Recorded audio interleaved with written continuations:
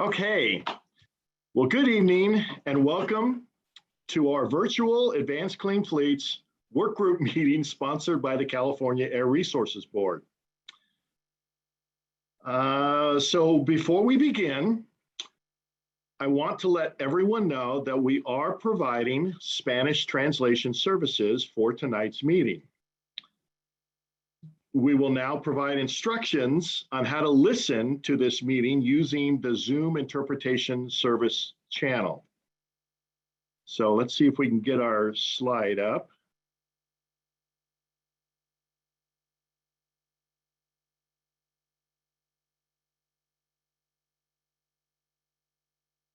Fantastic, thank you. So this is our, here are the instructions for using the Zoom interpretation channel, and I'll ask our interpreters to read these instructions in Spanish. Buenas tardes todos, mi nombre es Brittany, voy a ser uno de los intérpretes que va a estar asistiendo a la reunión de hoy en la noche. Le voy a dar instrucciones de cómo acceder al canal de obtener interpretación en español.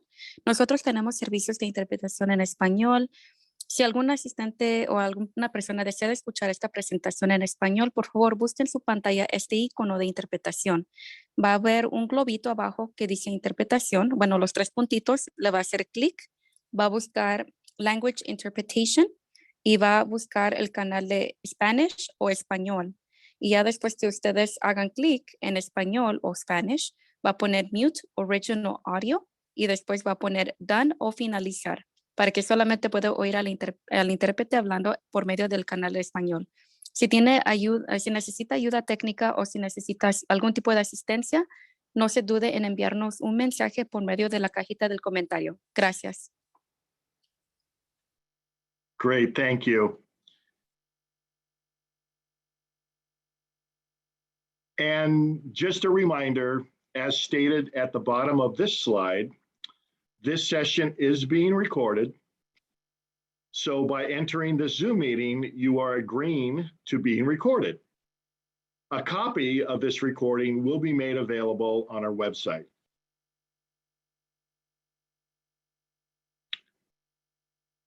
This evening's meeting is being presented to give smaller fleets another opportunity to discuss the requirements of the proposed Advanced Clean Fleets regulation, and is meant to continue the discussion on topics raised by stakeholders during our September 9th workshop. Tonight's meeting is the third of several workgroup meetings intended to provide more focused discussions on specific topic areas of the regulation.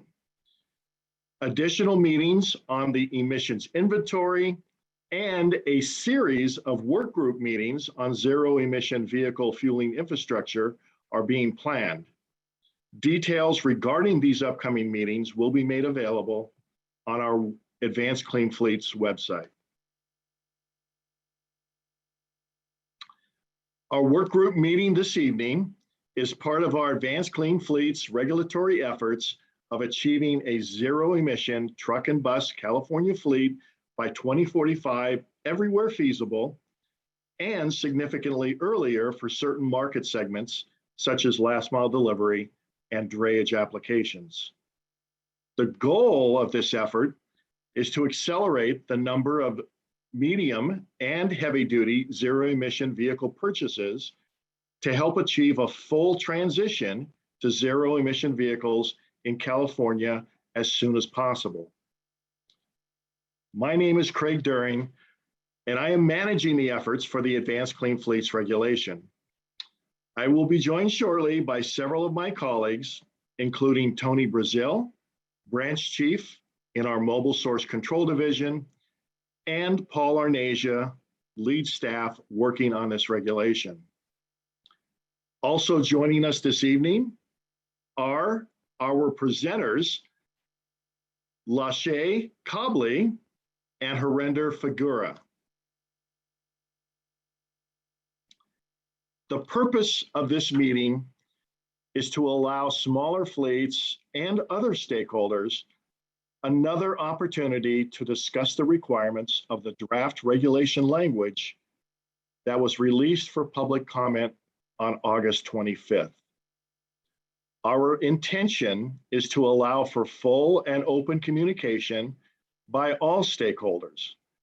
Therefore, we've scheduled this meeting during the evening specifically for those stakeholders that may not have had the opportunity to attend and provide input at our prior daytime work group meetings.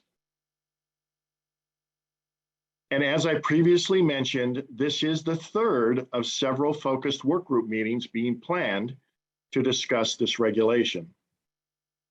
We held our first meeting on October 6th, which focused on the public fleet requirements, and our second meeting on October 13th, which focused on the high priority fleet requirements. A recording of both meetings is available on our website, just in case you missed one or both of these meetings. We also intend to hold additional work group meetings on topics such as emissions inventory and fueling infrastructure. More information about these upcoming meetings will be made available on our website. So, the structure of today's meeting will follow a similar format as our previous work group meetings. For this meeting, we will first present a brief overview of the drayage truck requirements and the high priority fleet requirements, and then open up the meeting to participant comments and questions for the remainder of our scheduled 3-hour allotted time. And let me remind our participants that our focus today is on the drayage truck requirements and high priority fleet requirements of the regulation. Therefore, I encourage everyone to hold any comments or questions to related other topics such as emissions inventories and fueling infrastructure for future work group meetings that are currently being planned. Okay, in case you haven't already done so or downloaded them, the materials for today's meeting are available on our Advanced Clean Fleets website by clicking on the Meetings and Events link. This includes access to the presentation, the draft regulation language, and links to our informal comment log and comment submittal form. Informal comments on the regulation language or cost assumptions can be made during this work group meeting or can be submitted by October 29th using the comment submittal form link I just mentioned. I also want to let everybody know we recently posted an updated version of today's presentation. So feel free to visit our website and download the newest version of this presentation.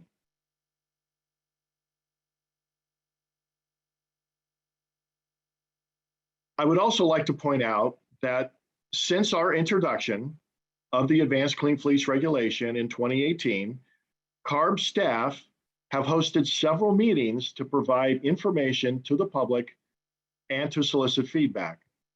This includes 5 prior public workshop meetings, 4 prior work group meetings, and an infrastructure forum that was held in June of 2021.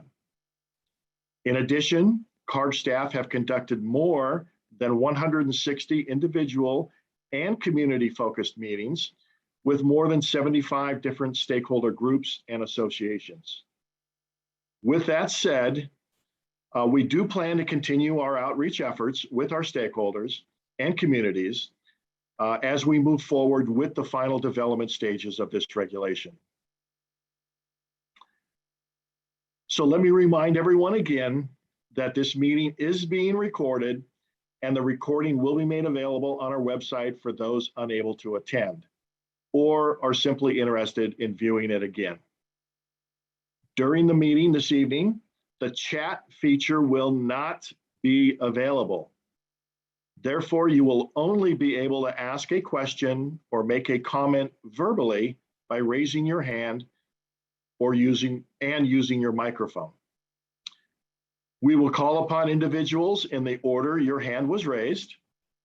And when called upon, we will ask you to unmute your mic and state your comment or question. And we're asking everyone to please introduce yourself by first stating your name and affiliation before making comments.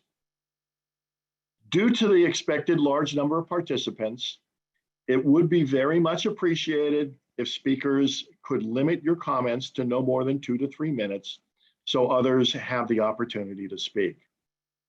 If we have time at the end, we'll certainly allow for more comments or additional comments by the same commenter. Finally, if you do experience technical difficulties during the meeting, please email Harinder Fagura for assistance. His email address can be found on the meeting notification bulletin you received to register for this event. Okay. Whew. With that said, let me introduce our first presenter today. Lashay Cobley will walk us through the first part of today's presentation. Lashay? Thank you, Craig, and good evening, everyone. As Craig mentioned, I'm Lashay Cobley, and I'm in the Freight Policy section of the Transportation and Topics Division. I will walk us through the first half of today's presentation, and Harinder Fagura will present the second half.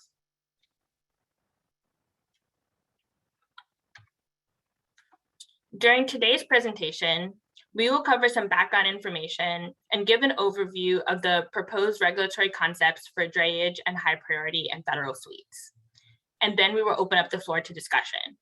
Our main objectives for today is to listen to comments and concerns from smaller fleets. Previously, we held a workshop on September 9th to discuss the proposed regulatory concepts and updated cost assumptions for the Advanced Clean Fleet Regulation. Today's work group will continue that conversation from that meeting. We intend to host a series of upcoming work groups, including a meeting on emissions inventory in November and a series of meetings on infrastructure. We will release the specific dates for those work groups soon.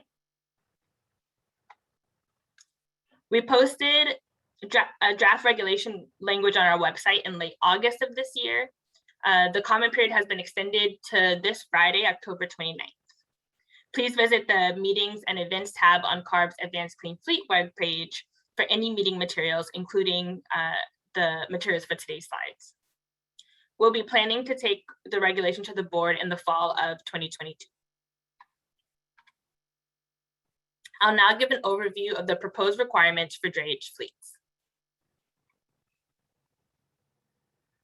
Drayage trucks are Class 7 and 8 on-road vehicles that transport containers and bulk goods to and from seaports and intermodal rail yards. Ultimately, our proposed regulation will transition drayage truck to full zero-emission technologies by 2035. This regulation also has requirements for drayage motor carriers, common owners or controllers of drayage trucks, and for seaports and intermodal rail yards.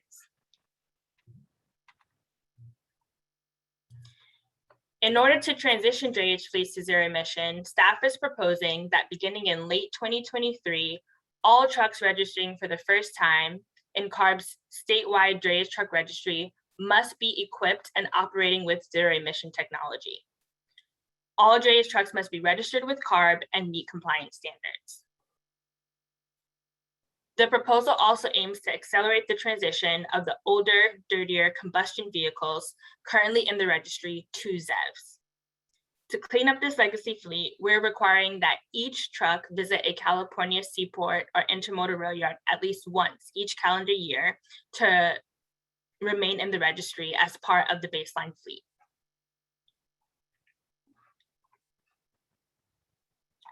This regulation would require entities with common ownership or control over drayage trucks to ensure that their vehicles are compliant with all of the provisions of this regulation. Both the controlling party and truck owner are responsible for compliance. Entities with common ownership or control of a vehicle own, dispatch, or manage the day-to-day operations of that vehicle. This topic will be discussed further later in the presentation during the high priorities fleet segment. There are a couple of reporting requirements associated with this regulation. Trucks with engine model years older than 12 years will be required to report their mileage annually to the drayage truck registry. These trucks would be allowed to continue drayage operations until they reach 800,000 miles or 18 years old, whichever comes first. In addition, seaports and intermodal rail yards will be required to provide information about the trucks that visit their facilities on an annual basis. This data will strengthen CARB's emissions inventory. This graphic displays the drayage fleet transition process beginning in 2023. Non-zero emission trucks in the CARB drayage truck registry with a 2010 or newer model year engine that have visited a Californian seaport or intermodal rail yard at least once in 2023 would remain in the registry until they reach either 800,000 miles or 18 years, whichever comes first. Only zero emission trucks would be eligible to be added to the registry after 2023. And by 2035, all trucks in the CARB drayage truck registry will be required to be zero emissions. That concludes my portion of the presentation. I'll now hand it over to Harinda Fagara, who will go over the requirements for high priority and federal fleets. Thanks, Lachey. Hello, everyone. My name is Harinda Fagara, and I'm in the Mobile Source Control Division, and I'll be going over the high priority fleet section of the presentation.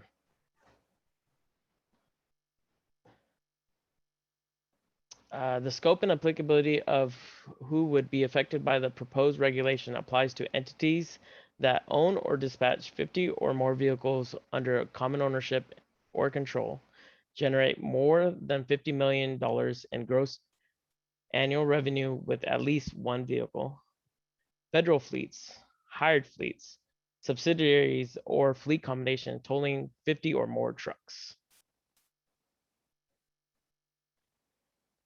Next slide, Michelle. This slide lists which vehicles would be exempt from the proposed requirements. Exempt vehicles include school buses, emergency vehicles as described by Section 165 of the California Vehicle Code, on-road vehicles subject to in-use off-road regulations, heavy cranes are just to name a few. This is the proposed zero-emission vehicle phase-in schedule. The phase-in schedule establishes the percentages that an entity must have zero emissions vehicles in their fleet by year and based on vehicle body type. The first group, box trucks, two-axle buses, and yard trucks. The ZEV fleet percentage is 10% starting in 2025, 100% by 2035. The second grouping, work trucks, day cabs, three-axle buses. The ZEV fleet percentage is 10% in 2027, 100% by 2039.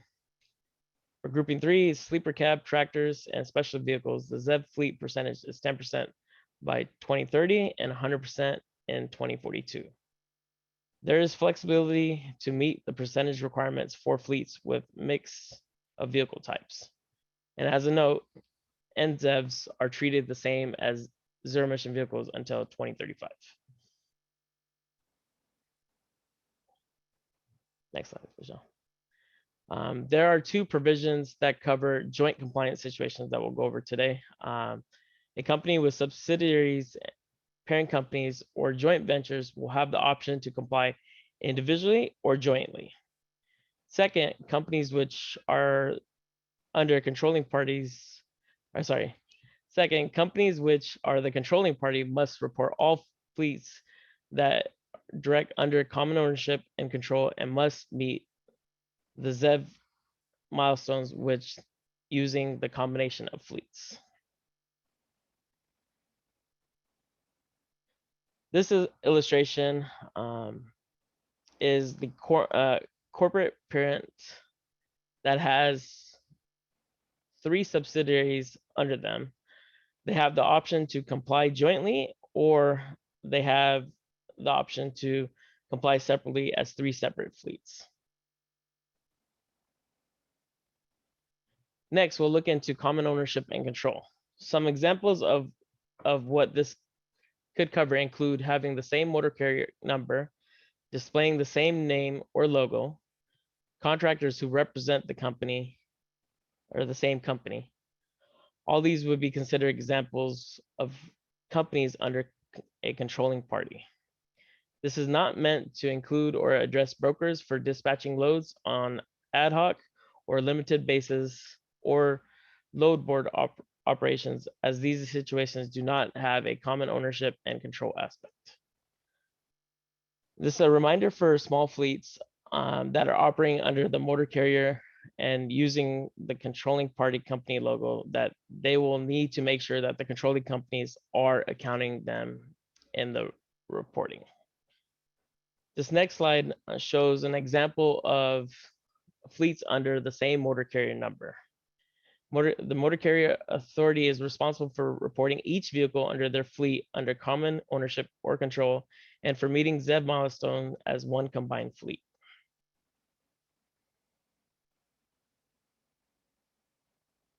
This illustration of fleets displaying the same company logo. Company X is responsible to report all the vehicles that are in the combined fleet, and they must make sure that they meet ZEV milestones. Now to go over reporting requirements. Reporting must be completed annually by March 1st or within 30 days of adding or removing vehicles from a fleet. Information that must be reported includes general company information such as name and contact person. Vehicle information, including information about each vehicle, must be reported. Vehicle information about fuel and drive type must be reported. For tractors which are 12 years or older, information about mileage and engine family name and engine year must be reported. And additional information must be kept and be made available requests for CARB and as part of the reporting keeping requirements. Some examples are listed below. That is going to complete today's presentation. As a reminder, we are still in the rule development process and we're still accepting written comments. Meeting materials from this presentation can be found on our Advanced Clean Fleets meetings and event page. As with previous meeting materials as well. And notices for upcoming meeting announcements can all be found on this page. We'll now switch to questions and answers portion of this presentation, and I will pass it to Tony, Craig, and Paul for questions. Thanks, Ranger. So at this point, we'll be having an open questions and answers. So if you have any questions, go ahead and put your hands up. I see we have a couple already. So first, Matt Schrapp, I'll give you permission to speak if you could give your name and affiliation. And after that, Ray Pingle. So as a quick reminder to everyone, we are using an interpretation service. So we will just ask everyone try to be a little bit slower than they usually would. Okay, so Matt, you should be able to unmute and begin. Thank you, Paul. And thank you to staff here for putting some time here in the evening. Unfortunately, I know that many carriers are still working. So I'm not sure if you will have the robust response you're hoping for from actual truck operators. I know I've spoken to several of them about this. But my first question, I guess, is, have you guys defined exactly what a quote unquote small fleet is in this regulation, or do you plan on doing so? Would be my first question. I believe at the moment we don't have a specific small fleet definition in the rule in the portions. I don't think we have anything planned. Yeah. Anything to add there, Tony? Yeah, So this is Tony. Yeah, we don't need or aren't using a small fleet definition. What we're doing is identifying the fleets that are covered. So as you kind of heard earlier, was if you're serving the ports or intermodal rail yards, and each truck is going to be affected and is part of that requirement. So a single truck owner or 100 truck owner that's going there is going to be affected by the requirement. And then as we try to highlight, it's for the trucks that generally are not going to the port areas, then there is the high priority fleet requirement that applies to those who own the 50 trucks, but also combinations that are operating under common ownership and control. And so when we say the common ownership and control, that will include different variations, different examples. It could be a large company hiring other companies that have 20, 30, 40 trucks each. It could also be a particular motor carrier using owner operators as part of their fleet. So there wasn't a particular purpose for a fleet size in the way we structured the rule. Great, thank you, Tony. So if you're under that threshold within the private, or the high priority fleet definition, as long as you're under that threshold of, not common ownership control or dispatch or whatever, under 50, and you don't make more than 50 million gross annual revenue, then effectively this doesn't apply to you. True. If you're not serving the ports and you're an independent operator, not part of a major carrier of some kind, then yeah, you wouldn't be directly affected by the proposal. And okay, that makes sense. And just trying to clarify that, it's common ownership and control is determining what that 50 or more vehicles is. So your control is effectively dispatch, right? So if you're dispatching these trucks, then that's considered control. So you're 50 or more, then you're in the high priority fleet side of things. And just for clarification, of the 50 million gross annual revenue, that's not just California, right? That's total revenue? That's total, correct. And do you guys have some reporting mechanism that's going to be required for these individual companies to provide their annual revenue receipts? Is that the thought?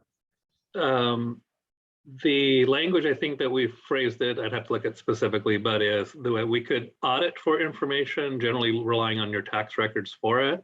We don't necessarily see the need to report it if you're self-identifying as meeting the criteria, but we would be able to audit and ask if somebody isn't reporting to then enforce the requirement.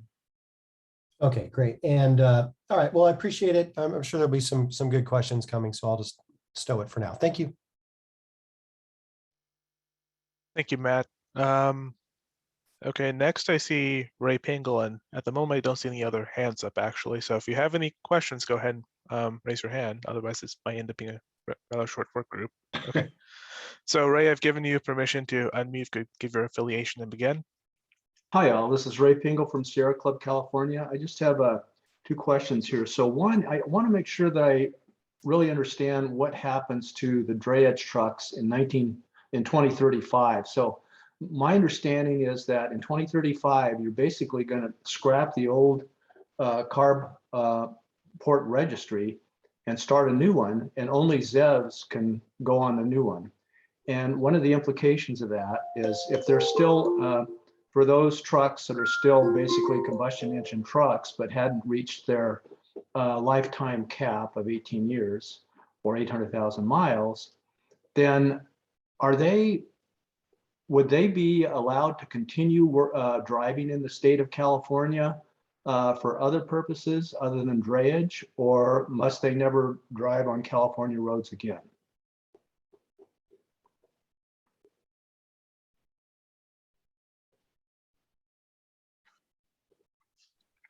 I'm going to go ahead and start by taking the second part of that question. Oh, Lashay, if you're ready, I'll let you go first. Yeah, so as far as I understand your question, Mr. Pingle, yes, if once you have reached your useful life, you're out of drayage service, but our rule does not require for you to be retired altogether from service out of California. It's only out of service from the ports. Okay, so just to clarify, so in 2035, for ICE vehicles, they could no longer, drayage trucks, they could no longer do drayage to ports and rail yard facilities, but they could continue doing work in the state of California, correct? Correct. Okay.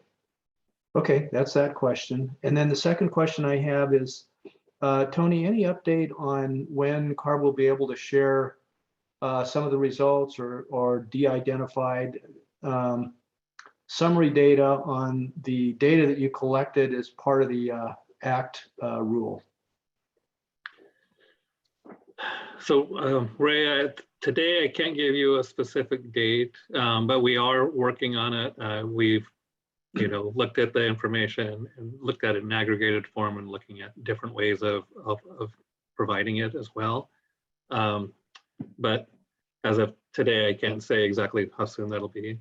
Because obviously, as you may know, there's some sensitivity with the information that we receive and proprietary information. So we're trying to be very careful with making sure we can release the information in a way that's going to be respectful of those concerns and issues and confidentiality. Yeah, and that's fine. And I'm confident you'll figure a way to do that. We're not interested in individually identifiable information, but we would like access to summary data on things. Okay. Thank you, Tony. Thank you.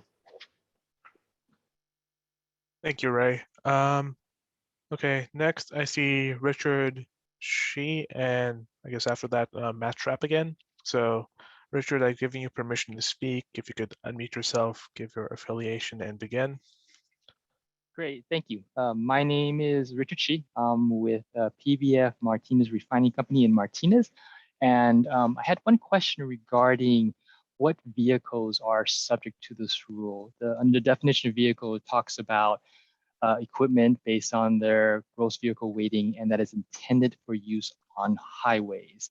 What if a fleet has a number of trucks that stay strictly within a facility, within a fence line, and is not registered with the DMV? So it's not intended to actually drive off a site. Would those vehicles be considered subject to this rule?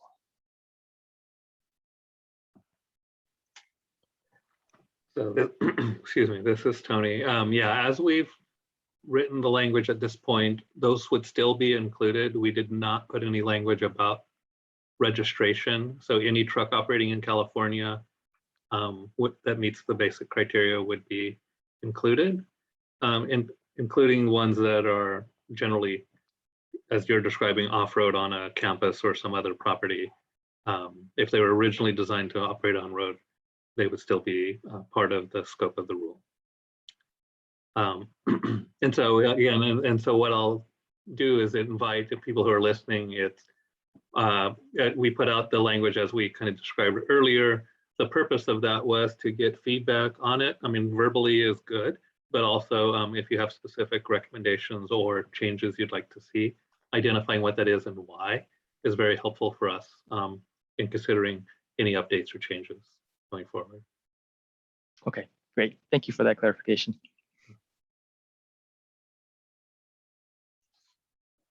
Okay, thank you, Richard. Next we have Matt Trapp, and after that, Nico, Balcom. So Matt, feel free to begin. Thanks again, Paul. And so just kind of a clarification here. I know what the regulatory language says, but then it talks about late 2023. So I'm assuming that that's the November 2023 date for only ZEVs may be added to the DTR. And then also that's the same date for at least that establishes this baseline for once a year beginning that same date. So are you guys entertaining a different day in late 2023, or is November 1st still where you're what you're using as that number for the cutoff, if you will, for non-ZEV trucks to be added?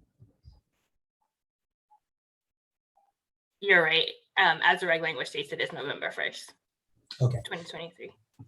Okay, great. And, I guess follow-up question, when you say visit a seaport or rail yard once a year, you guys aren't moving away from what you're traditionally defining as a rail yard or seaport in the traditional drayage truck registry? Yes, you are correct. Nailed it. Thank you. And so if you're not visiting once a year, then that gets booted out. And how do you guys track that, especially with some of the smaller ports and facilities that don't have more sophisticated truck tracking through their own drayage truck registries? That's a fair question. As part of the rule, there is requirements for rail yards and the smaller and all ports that are regulated to keep this information. And so part of the rules that they will have to track that. And so then a facility that's a covered facility, be it a rail yard or a small maritime port or whatever, they're going to be expected then to install either OCR or something that can identify that truck and then subsequently be open to audit, or they're going to be expected to report annually? Jessica or Andre, you can feel free to jump in, but I will say that I don't think that we call for that level of detail. We're not directing them how to do it. We just say that you should. Jessica, do you want to chime in? That's correct. So there'll just be a reporting requirement for the ports and rail yards to report trucks that visited their facility within that calendar year. So you guys aren't as granular, so you need license plate number then, and I'm sorry that this is probably covered in the reg and I just didn't dig deep enough into it. So that's license plate number, or is that via VIN, or is it also across the entire covered facilities all over the state? So as long as at some point in time that vehicle went into one of these facilities, then it'll be considered as having made a visit? Correct. So we are looking at collecting the license plate and the VIN. Obviously, the VIN is the number that we can really utilize because the license plates change so frequently. But yes, so if a truck visits any of those facilities, they'll be kept into the drayage registry for the next year. But it's a way that we can look at that legacy fleet and make sure that we're utilizing the active trucks and for the baseline. And no considerations for the need for potential additional capacity when there's like 80 ships at anchor or anything like that, and you might need more truck power if you weren't in one time to one of the covered facilities and information wasn't recorded and that was then subsequently not reported up to you guys, then you just effectively get booted out. Yeah, so that's the way it's written now. And obviously we see there's capacity issues. We have obviously a lot of the ships at anchor right now is causing a lot of concern. So, but it is the way that we have the current regulation written. But we're open to comments or suggestions if you think there's a better way. But we do need to make sure that we're continuing to clean up the legacy fleet as well. So we don't want a lot of trucks being front loaded that actually aren't being active at the ports. So that's kind of the initial goal, is to make sure that we're dealing with that. So, we can look at that more. So appreciate that comment. That's not the first time we've heard it. And obviously, in this past week, we need to think about, how we approach the trucks that are still available for us. Do you guys have statistics on the number of vehicles that are currently in the statewide drayage truck registry about frequency of visits to covered facilities? We have for the larger ports that we get reports back from. So we're able to look at what trucks actually visit, which ones are active. So we have those numbers for the bigger ports that have visited at least, we consider them active if they visited at least 2 or more times per week or 112 times per year. That's what we consider the current active fleet that we've presented before. So some of the smaller ports, we don't have that information. They only report the non-compliant trucks if they allow them. So we understand that that'll be a new requirement for the ports as well.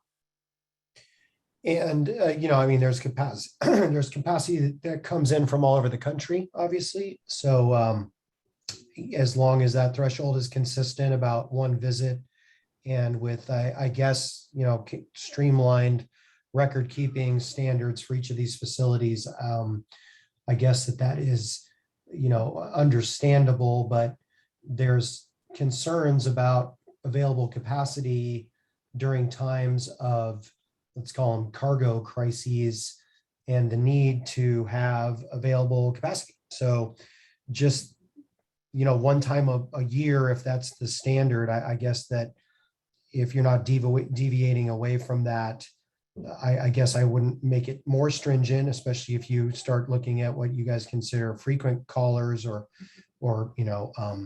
whatever that terminology you use, Jessica. I'm sorry, I forget, but active, excuse me. Thank you. So it's it'll be very interesting to see how this pans out. So thank you for that. I'll go ahead and stop talking. Thank you. Okay. Thank you, Matt. Thank you. All right, next up we have Nico, and after that I'm still not seeing anyone. So Nico, go ahead, give your affiliation and begin. Can you hear me? Yes, we can. Good evening. My name is Nico Balcom with the California Fuel Cell Partnership. I had a question about slide number 14. It's really more of a generic question, but I think it would be helpful for the infrastructure workshops that are coming up that you referenced to earlier during Craig, I think, mentioned them during the intro, that it is clear what the anticipated numbers are, and I think some of those numbers are in your cost calculations overall. But it would be helpful, I think, for those discussions to maybe have some more certainty about the anticipated numbers for infrastructure planning purposes. And I think that also will benefit you to have, say, kind of an assumed scenario of what the fleet looks like in the years that you apply these percentage numbers. Because at that point, folks can start planning infrastructure instead of hoping that certain trucks would show up or that the percentage applied is what it is. And I know we're talking about the fleet side of things here.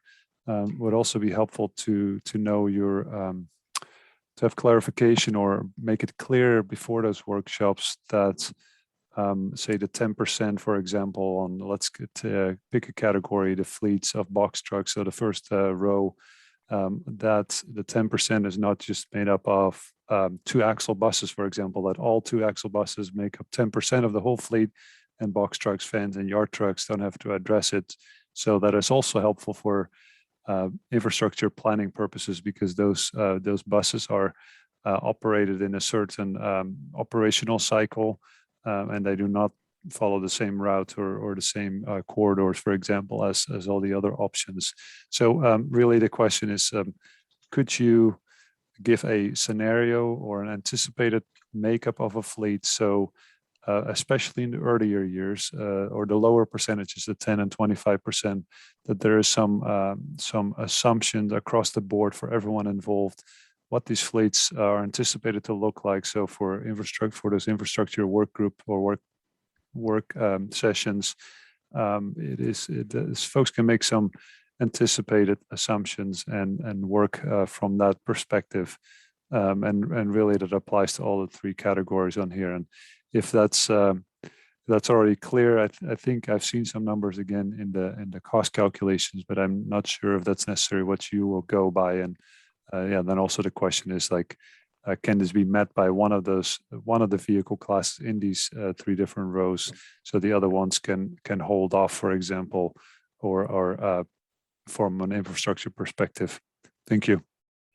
Thank you, Nico. So I guess broadly, this is kind of in between both our infrastructure work groups in the future, and we'll be having our inventory work group as well. That's focused on basically how we're calculating our assumed number of ZEVs. We're right now in the process of finalizing some numbers for that. I think we will be trying to do, assess based on the proposed numbers you see here and the other components of the rule, how many ZEVs you're going to have, and make some basic assumptions on what types of fuel they'll be using, battery electric versus fuel cell, and try to feed that into the infrastructure process. We do work with our sister agencies, the Energy Commission and Public Utility Commission, to just share information about what's happening in our rulemaking world, since that does directly feed into their scenarios. And I guess that is with the caveat that all this is subject to change, that the rulemakings, what's at the start and what's at the end of the rulemaking might not be very similar. But I do think that we will be trying to make sure that this information is available in one way or another. I guess we're trying to figure out what information we can share, and just with the knowledge that what we have won't be final. But I think we do see the importance that infrastructure planning is really critical, and having the vehicle numbers to support that is important. So thank you for the comments, and we'll be trying to I guess incorporate that into our work going forward. I had one additional, maybe a practical question, and maybe you don't have the answer, but I'll share it anyway. So to inform everyone, and I think this was a question many workshops ago, and part of the public in-person workshops, even as far back like that, is that how are you going to make sure that that all these small fleet operators that are intended to be addressed by this workshop receive this information as well, so they're aware of what's coming? Is there a way, for example, to do that through DMV? So typically people that register their vehicles are responsible for that. They will receive this information one way or another, whereas even organizations like MATS, Harbor Trucking Association, or the California Trucking Association are not even involved with those folks at this point, because they're really, as you said, one-man shows that really don't interact with a lot of these organizations. Paul, I can take a quick crack at that if you'd like. Oh, I was just going to turn to you, Bruce. Go ahead. There you go. See, I'm sorry. Hi, Nico. Yeah. So first of all, we are starting to work with some of the small fleet owner-operator associations as well, such as WISTA and OIDA. In fact, we just had a conversation with OIDA earlier today. We do always have the option of sending out mailers and postcards, which we will probably do as we approach, any rulemaking or any actual adoption dates. In addition, we do have a significant amount of information that we'll be putting up on our website. We do know that our truckers website gets a lot of traffic with small fleet owners. And there will be other methods that we're pursuing as well, things that I'm just not thinking of right now. But we certainly understand the small fleet owner needs to know one of two things: might they be affected, or might they not be affected? So we're absolutely taking care of that. Okay, thank you. Thank you.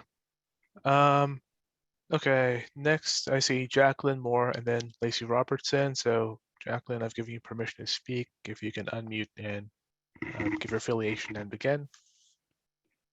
Hi, good evening. This is Jacqueline Moore, PMSA.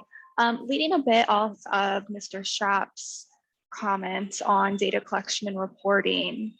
In terms of the DTR, the CARB program, being able to link that to ports DTR for at least those ports that do have such a program set up would really help the regulated industry as well as enforcement staff in being able to then go through all the data that is collected. I do know this has been shared on some other efforts as well, such as HGIM program. So I really do think it would be beneficial for CARB staff as well as resource-wise to look at these sorts of enhancements, to be able to connect some of the many programs that are already out there. I'm certainly happy to discuss with CARB information that is already being collected and so forth. So definitely wanted to bring that up in terms of enhancement. So thank you. Thank you. I'm not sure if anyone from our drayage team has anything to add there, but No, I just want to thank you, Jacqueline. I think that's a good opportunity for us to reach out to you and kind of see what you guys are thinking or what you're seeing on your side. So I'll follow up with you later on that. Appreciate the offer. thank you. Okay, next we have Lacey Robertson and then Matt Trapp again. So Lacey, I've given you permission to speak. If you could give your affiliation and begin. Thanks, Paul. Yes, Lacey Robertson from Rush Enterprises. And some of these are just reiterating points that other people have made. So bear with me. But my first question is, will there be a specific process for informing every small fleet that you guys have identified with your data that you believe will be subject to the rule at some point? And I guess that's the first question. Especially for non-drayage, well, actually for everything, for both drayage and non-drayage. I can maybe start, and anyone else feel free to jump in. So I guess drayage, well, I guess beyond drayage is what you're asking. We will probably do some combination of different approaches. So we have done postcards in the past, is reaching out to as many people as possible, and targeted outreach using trade groups, and we've done radio ads and pump toppers, a few other approaches. I think in general, it'll be hard for us to identify who's a small fleet who's potentially subject to this rule versus who's a small fleet that isn't subject, just because it does depend on who you're working for and if you have common ownership and control relationships. I think we will probably try outreaching to as many groups as possible just to capture those who may fall under this regulation. Paul, I was just gonna say, I would absolutely agree, Paul, that where we can identify people, we can reach out to them specifically.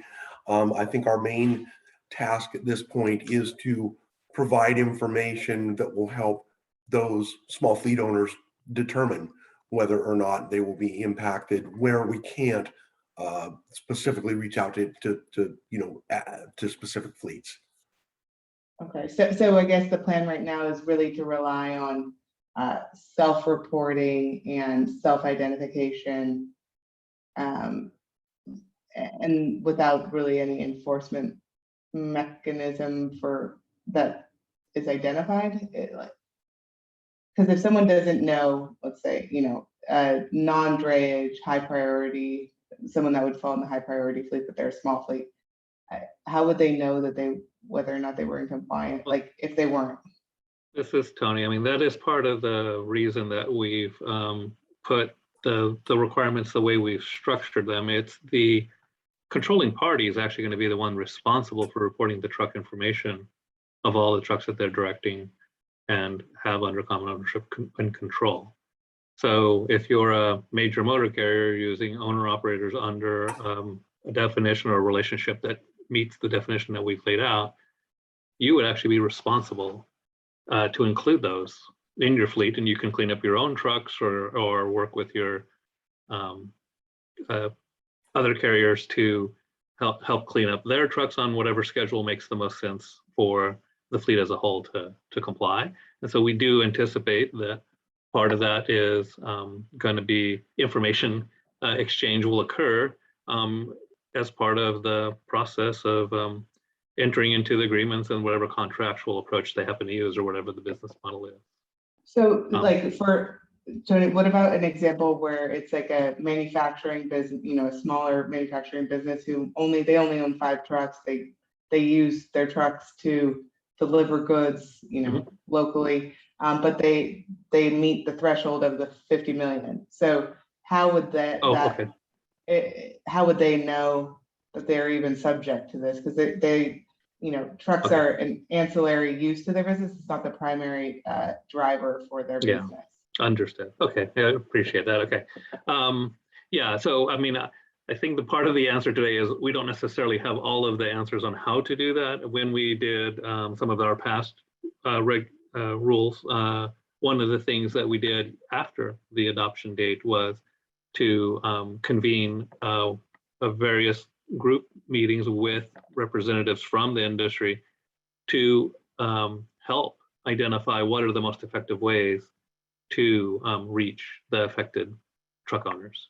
And so as kind of touched on, there's some general media kind of things that we could potentially do.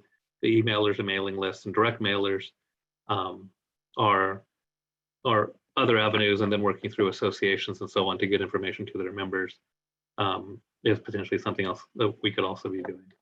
And then, as you might be somewhat familiar, is the truck and bus regulation affects essentially every truck in the state, over at least every diesel truck in the state. And so we do have some direct contact with a lot of individual truck owners or smaller companies that have trucks that would potentially be affected. So we might not get 100% of them, but we would look for those other means to do that through media and other things.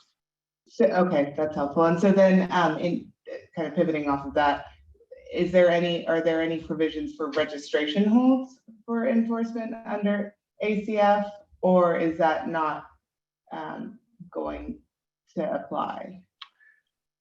I'll just say at this point, that is a good question.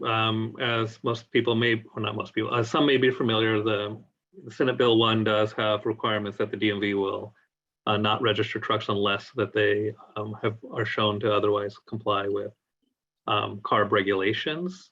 I think and so currently it's being used for truck and bus regulation, but I believe it's broader than just the one rule.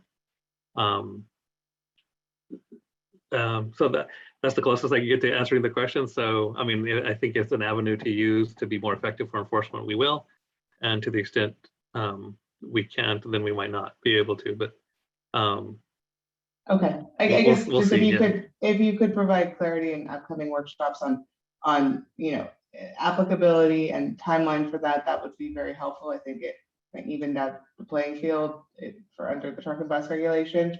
And then pivoting on that, how does this impact, like in my example, let's say you've got a small manufacturer in Nevada or Arizona that has 5 trucks, and sometimes they run into California, so they have apportion plates. How would you and they're Nevada or Arizona based plates, how would you plan to enforce this upon them? So, I mean, as part of the proposed rule here is that the reporting would be mandatory for everyone that would be subject to it. So the first thing we would be looking at is, hey, did we find them here in California, first of all? And then I think that's the second question of, hey, do you meet the threshold criteria, either the number of trucks or the revenue? So that's not always obvious in the field, but that's ultimately what we would have to potentially do if we suspected that. And as you may know, and some of the enforcement actions are based on complaints from individuals who might know better, and our leads that our enforcement team will also use. So there may be other tools, but I can't say that I know all of them, but I think to a large degree, we would use all available information to kind of say, yeah, what is the likelihood that these vehicles would be part of the subject to the rule and not included. Okay, so for out-of-state vehicles that come into state, it's primarily based on self-reporting. Yeah, self-reporting, and ultimately there's the only reason, again, obviously we want an enforcement for ensuring the level playing field against the given requirements, but yes, subject to audit and inspection and citation if you are found here in the state without having reported, first of all, and second of all, not meeting the requirement.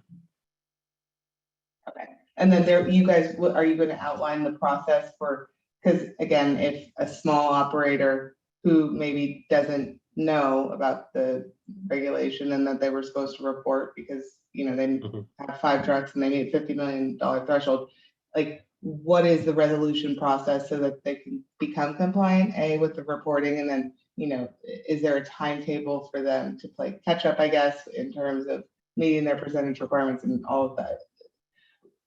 How does that actually work functionally, I guess, is what I'm asking for that to be outlined. Yeah, I think we had some language in the draft regulatory test that outlined, like, if you start to meet the thresholds at some time during the course of the regulation, what happens to you? And I believe they get a couple extra years to come into compliance, but they would eventually meet the same requirements as everyone else. But you're referring to a new company, or? Yeah, well, I'm actually referring to like a company who didn't know they were ever supposed to report. So like that, there's multiple ways they're out of compliance. 1, they're not reporting. 2, they might not be meeting the percentage requirements. So like, what are they supposed to do? Yeah, so broadly, I mean, one of the things we would want them to do is ultimately report. That's ultimately going to be part of the enforcement process, is to get information about the fleet, determine compliance. Yes, we would want them to report, and then ultimately how to get back into compliance. It would be part of that settlement agreement in terms of the penalties and how do you get your vehicles into compliance. So I don't think there's a one-size-fits-all answer for that. Do penalties apply for non-reporting as well? Are there monetary penalties for non-reporting? Yeah, you're getting into the area outside my expertise, but yes, I know people have been cited for failing to report. So yeah, otherwise there would be little incentive to report if there isn't some form of penalty associated with it. And Tony, if I could just really quickly, you hit right on the head when you mentioned the settlement process. And I think that may be one of the reasons that, we can't give you an exact answer because every situation is unique. I know that I've worked with our enforcement staff enough to know that that is a very critical part of this process, is that if someone receives a violation, that they participate in that settlement process. And like I said, every situation is unique. So it's difficult to say this is exactly what would happen. Understood, and I appreciate that. I think it would just be helpful if maybe you guys define like the base penalty for like non-reporting. I think that making that very clear, it's helpful for everyone, but it also provides an additional, incentive to comply with the regulation. Okay. And I will leave you from there now. Let you get back to the rest of it. Thank you for answering those questions. Thank you, Lacey. Okay, next we have Matt Trapp. So Lacey, Matt, I've given you permission to unmute. Could you begin? Thank you. Coming in with the hat trick here. Just quick question. How many people are participating in this meeting right now? Do you guys have a line on that?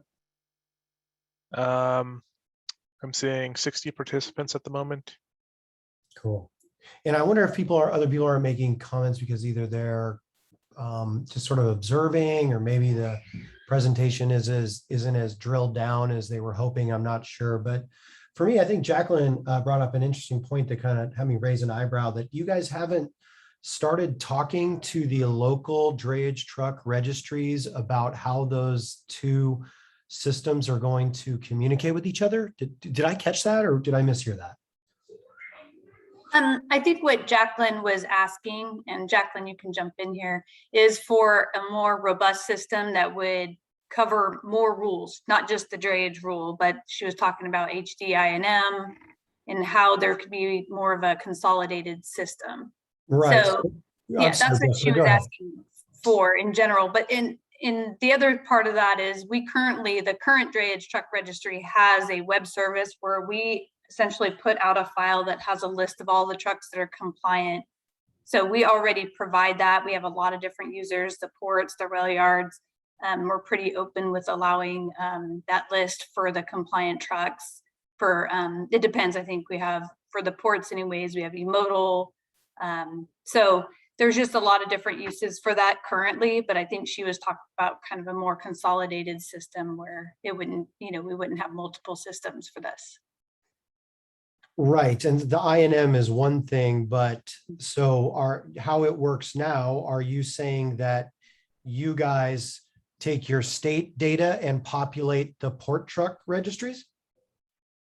No, we currently have a list, like an FTP file that we put out that allows the ports to take that file and incorporate that so they can look for compliance, or they can ping that file to look for compliant trucks. So they can, give them a red light, green light for the port systems. So that's how it currently works. Right. I mean, there's no non-compliant trucks in the PDTR right now, and at least in LA Long Beach, they're all quote unquote compliant with the rules. So I know Jacqueline's point, and yes, there seems to be a need for more robust information sharing between the state and the local port drayage truck registries, especially related to how INM is going to function.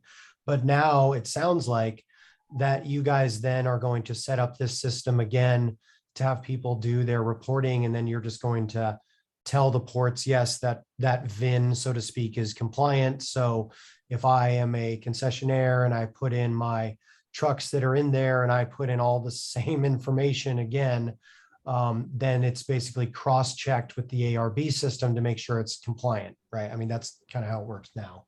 Yeah, so we would expect it to work in a similar fashion. We would provide probably the same web service so we could have that electronic communication. So we would just, be more likely that some of the other ports that don't use that would have to have some type of system to be able to verify or to at least collect the data for the trucks that are visiting.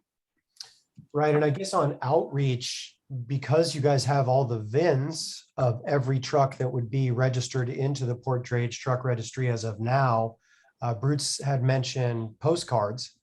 So then I guess is the thought for outreach to send out 18,000 postcards to every registered vehicle, or however many 20 some odd thousand that are currently in the statewide drayage truck registry. So would that be the thought for outreach in order to notify those equipment owners that there is a rule coming? And I'll say, I mean, that's certainly the kind of thing that we'd want to work with the drayage folks on to determine whether that is something we want to do. I think that is probably something we want to do. And frankly, I mean, you know, you've hit that on the head as well, Matt. That would be a great way to do it.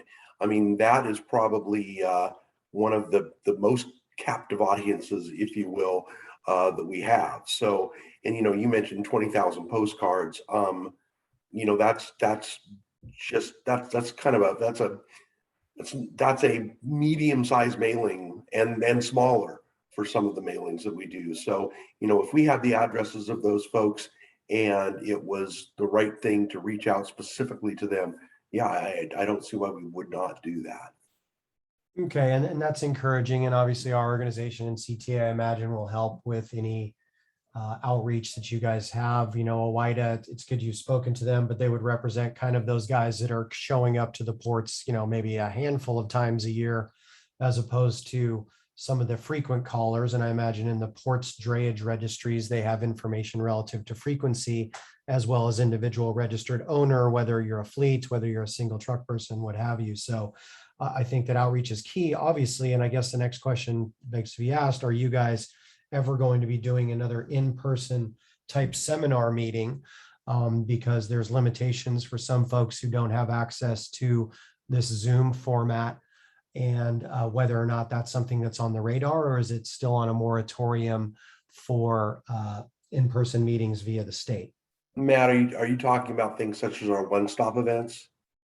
One stop would be helpful, but I think something specific to this rule in particular. And if you guys, you know, you're bandying about this term small fleets, but you know, we don't have a definition for it. And you know, you alluded to the owner operator size, and that could be, you know, 1, 2 truck, 3 guy. Typically people think of a 1 truck owner operator. You know, there's also another deadline coming up for about at least 6,000 some odd trucks on January 1st, 2023. That will no longer be compliant with, you know, the statewide drayage rule. So, you know, the thought of having an in-person meeting and a platform for a, you know, open discussion amongst those regulated parties, I know goes a long way. I understand we're under restrictions right now because of COVID protocols still, but this is a pretty major rule that is going to change the livelihoods of many folks. Doesn't matter what your business model is, you are going to be subject to these rules. And for the drayage side, especially, you have a quote unquote captive group because you have all their information, as does the ports, registered owner name, VIN. And so Bruce, if that is as easy as, you know, sending out a postcard and maybe grouping them by region to do something that's possibly in Oakland or the Central Valley for the Northern California guys, for, you know, for the major larger seaports. And of course you could incorporate Stockton and Sacramento, potentially Humboldt into that, Martinez, anyone who's calling on those. But you know, there's 60 people on here. I know I talked to several folks today that were not going to be able to participate.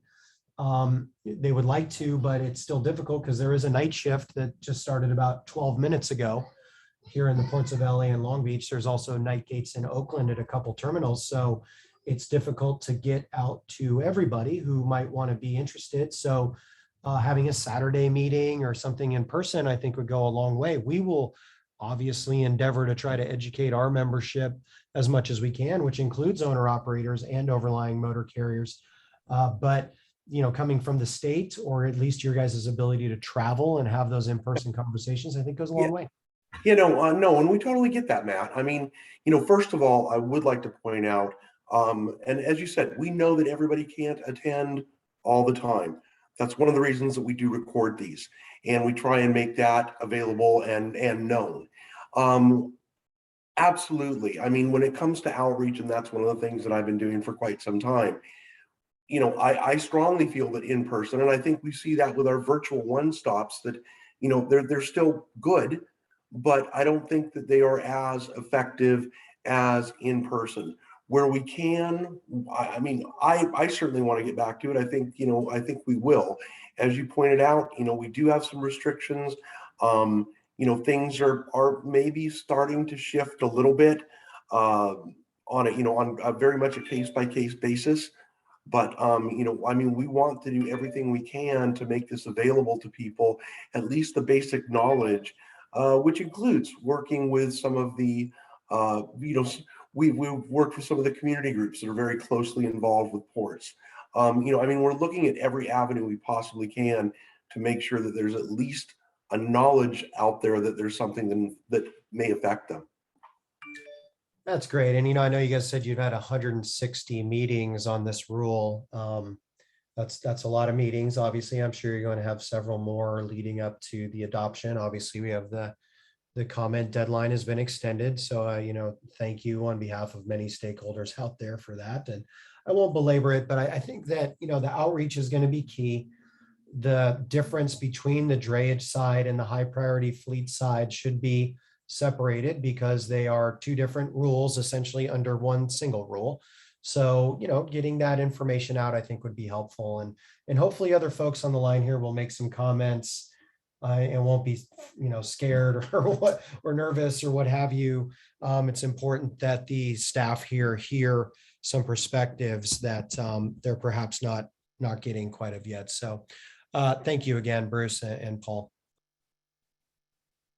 Thanks. And I guess just in terms of outreach, we are recording these meetings, so there will be a chance for people who aren't able to attend to be able to tune into that. We also do speak about advanced clean fleets that are one-stop events, which a lot of smaller fleets attend just to get the latest on what's happening in terms of CARB regulations. I think we get usually 300 people or more at those. So we are trying to talk about ACF and all the channels we have available, but we do recognize there's a lot of people out there and we need to do a lot to outreach as effectively as we can.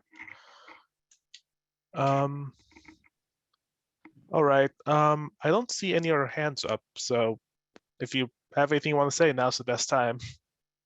Okay, Michael Munoz, I've given you permission to speak. If you could give your affiliation and begin. Hi, my name is Michael Munoz. I'm a researcher with the Los Angeles Alliance for New Economy. And I had I guess a question for you about enforcement. So how do you plan to make sure that a trucking company that currently has operational control of a fleet and meets the requirements doesn't instruct their drivers to use a load board or a smartphone app to try and avoid any responsibility for complying with the ACF? Excuse me. So your premise is they still ultimately are being operated under common ownership and control? Yes. So they just on paper it looks like, you know, the drivers are getting their assignments through a load board or through an app, but the reality is that the company still maintains, you know, operational control of that truck, and that driver tells them when to pick up a load, how much they're going to pay them, where to drop it off, the dates, the times. I see. Yeah, that's a good question, and then again, that's part of the point of having these meetings, is to kind of identify where there could be some perceived or potential loopholes that maybe we can close depending on how we address it. So I'm not the enforcement person, so I'm not going to venture into what the tools are, because I honestly don't know what they are, so I don't want to speculate. But yeah, that's something we would clearly want to be mindful of, is any potential to take advantage of the requirements or loopholes, if you will. We would want to close those in the language. So anybody who has comments or suggestions to minimize that, we would appreciate. But we'll at least take that thought and talk to our enforcement team about any ways to reduce the potential for that. Okay. All right, and I guess is this part of the comment there that was submitted on October 18th with, I think, your organization and a few others that? Yes. Okay, yeah, we did receive a comment there. We'll be looking into that just because we do we want to avoid situations like this that you're describing Okay. here. All right, great. Thank you. Thank you. All right. Once again, I don't see any other hands up. Guess we'll give it a 10-second countdown. 5, 4, 3, 2, 1. Oh, wait, we got one last second. Marvin Norman, I've given you permission to speak. If you could give your affiliation and begin. Hi, yes, Marvin Norman with CCAEJ. Well, the question I had is that for the rail yards and ports, it's based on if the trucks go by the end of 2023 or whatever that date is. I don't remember. So if the rail yard doesn't exist yet, then obviously they can't meet that date. Would then that mean all trucks then have to be zero emissions to that rail yard, correct? I'm not quite sure I understand that. So, Is the question if a new rail yard is created? Is that what you're referring to, Marvin? If the rail yard is built and it opens after the date for that in 2023, would that mean that all trucks going to that rail yard have to be zero emissions, because obviously they couldn't have gotten in before that date? Right, so that particular rail yard, like a new one was built, they could still, the trucks that were serving the other rail yards could visit that rail yard. So it would be included in the same requirements, but the registry would still be the same. So you'd still have the same trucks that were So visiting. Jessica, because that the drayage truck registry covers the entire state, not any one particular rail yard. Right, so it's not specific to a certain port or rail yard. It's kind of more of a general database that has registered trucks that could visit any port or rail yard throughout California. Okay, thank you. Okay, thanks, Mark.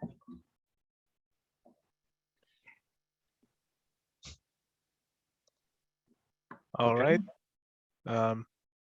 If you have any questions, you should raise your hand now. Yeah, and this is Craig. While we're waiting for others to raise their hand or ask questions, let me just remind everyone that if you think of something later, or you just don't feel comfortable discussing the regulation with us online, you certainly can reach out to us. We do have an email address on our website. It's I think it's zevfleet@arb.ca.gov or something like that. There it is. No, well, that's not the email address, but you can go to our website and contact us. So feel free to reach out if you have any questions, or if you have our contact information directly, feel free to reach out to any one of us. We'll certainly respond as soon as we possibly can. Yeah, and to expand to that, I mean, obviously you can call us by phone, and then we do have the online methods that you can post your comments so everybody can see them. But if you prefer to send information via an email directly that you don't want to have posted online, it will still be useful for us to receive those comments. So there's more than one way to do it. And as we've laid out, we've kind of set the end of the week here as the timeline to receive comments. That just gives us the opportunity to take them all together and look at what potential changes there might be, what issues there are to address. And the dialogue will continue. I mean, so it's not that if you have issues or concerns later that we can't discuss them. It's just gives us an opportunity to get, look into some of the various issues and to balance, honestly, the comments that we get, because some are suggesting one thing and others are suggesting the opposite. And so it's ultimately finding that balance on how do you structure this so that it's effective, enforceable, straightforward, and maintains a level playing field as much as possible, and achieves our ultimate goals of getting the air quality benefits in the communities and other places that need it most. Yeah, and I'll add one more suggestion if you haven't done so already. When you go to our website, you have the opportunity to sign up for an email distribution system, a list, if you will. So anytime we have an announcement or anytime we send out information about this regulation, if you're registered with your email address, you'll get a notification from us, and we only send out information relevant to this rulemaking. So again, if you haven't done so, sign up for our email distribution list. That way you'll get up-to-date information as we're able to send it out. So we still don't have any raised hands, so it looks like today's session will come to an end. So we do appreciate those of you who participated. Again, the recording will be posted. It's usually a little low, around a week or so before it would be posted. But there's also the prior meetings where we did cover both parts of the rule that we discussed today. So there is another recording there that you can hear some of the comments made at that one as well, if you're interested.